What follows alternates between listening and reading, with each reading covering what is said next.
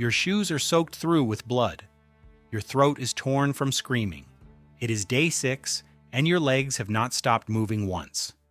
You did not choose this. Nobody handed you a drink. Nobody put on music.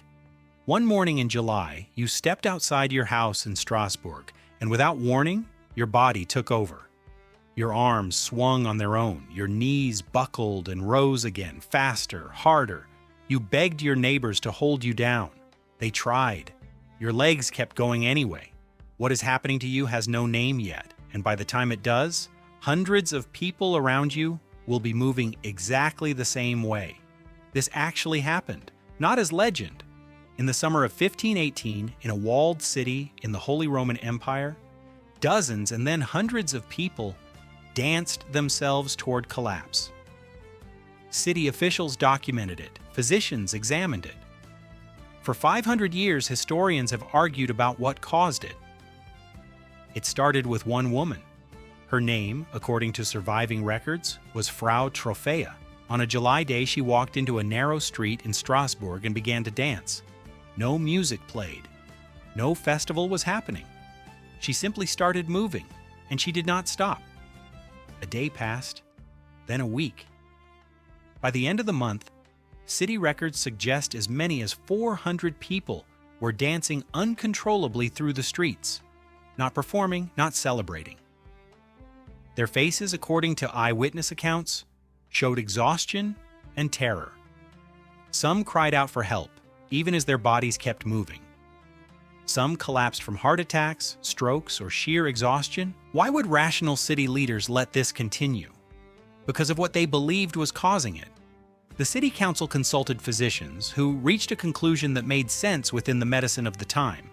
They believed the dancers suffered from an excess of hot blood, an imbalance drawn from the ancient theory of the four humors. The prescribed cure was not rest, it was more dancing. The city hired musicians, they built a wooden stage, they hired professional dancers to keep the afflicted moving, on the theory that dancing the sickness out was the only way to burn through it. A city government, acting in good faith, actively fueled the very crisis it was trying to stop.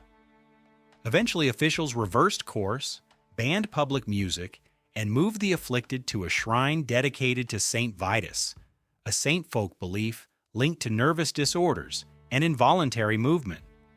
Pilgrims prayed over the dancers. By early September, roughly 2 months after Frau Troffea first stepped into that street, the epidemic faded as mysteriously as it began. So what actually caused hundreds of people to dance themselves toward death?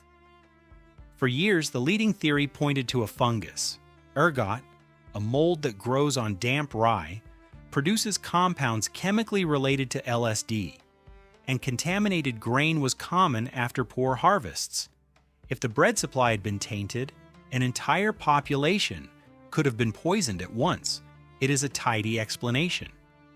Most historians who have studied the case now believe it is wrong. Ergot poisoning constricts blood vessels and causes gangrene, seizures, and disorientation severe enough that sustained, rhythmic dancing for days would be almost physically impossible.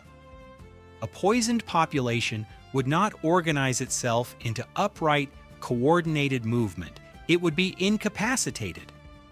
The historian John Waller, who spent years researching this event, proposed a different explanation. Waller argued the dancing plague was a case of mass psychogenic illness, a phenomenon where extreme psychological stress produces real, involuntary, physical symptoms that spread through a community, not through infection, but through observation and belief. Consider the conditions in Strasbourg in 1518. The region had just endured brutal famines. Crop failures had driven food prices to crisis levels. Smallpox and syphilis were spreading. People genuinely believed, as part of their religious framework, that Saint Vitus could curse them with compulsive dancing as punishment for sin. In a population living under extraordinary stress, steeped in a specific fear of dancing curses, Waller argued a single case of dissociative movement could act like a spark. Onlookers, primed by fear and belief, could unconsciously begin mirroring the same behavior. Once enough people were dancing publicly, the phenomenon fed itself. This is not as far removed from ordinary psychology as it sounds. Researchers who study conversion disorder, a condition where psychological distress produces real physical symptoms with no underlying organic cause, have documented similar cluster events across history, from fainting spells that spread through schools to outbreaks of uncontrollable laughter that shut down entire villages. The mind, under enough stress and shared belief, can produce symptoms the body experiences as completely real and completely involuntary. The physicians of Strasbourg were not fools. Working from the medical science available to them, they made a logical diagnosis and prescribed a logical treatment.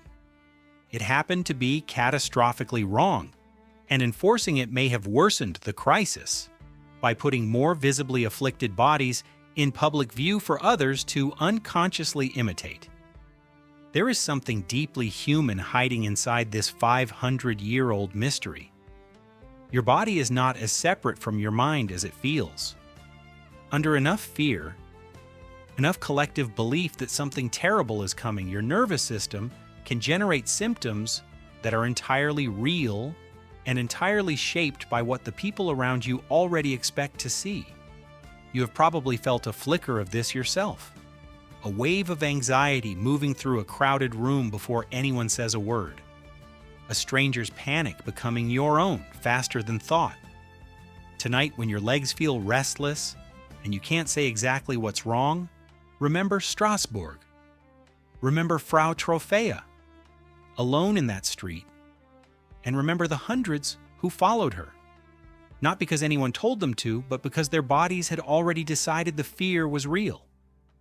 If you enjoyed this video, I'd really appreciate it if you left a like and subscribed. It helps the channel more than you know. And if you're ready for another incredible story, click the video that's on your screen now. We're diving straight into the Odyssey, one of the greatest adventures ever told. Thanks for watching, and I'll see you there.